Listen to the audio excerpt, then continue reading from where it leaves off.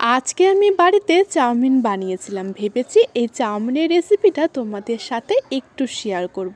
দেখো, একটা পাত্রে জল গরম করে চাউমিনটা সেদ্ধ করে জল ঝরিয়ে রেখে একটু তেল মেখে রেখে দিয়েছিলাম। অন্যদিকে কড়াইটা গরম হয়ে গেলে একটা ডিম ফাটিয়ে ঝুরি ঝুরি করে ভেজে নিয়েছি।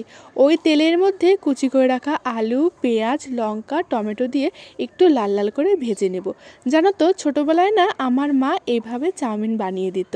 আমার এটা খেতে ভীষণই ভালো লাগতো। স্কুলে যখন টিফিন টাইম হতো তার আগেই আমি বেশিরভাগটা খেয়ে নিতাম।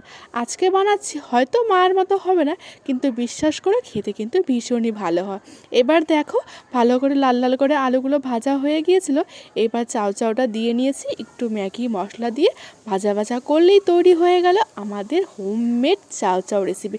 সত্যি বলছি, তোমরাও একবার বাড়িতে বানিয়ে দেখতে পারো, ভীষণই ভালো হয়। আজকের রেসিপিটা কেমন লাগলো অবশ্যই জানিও।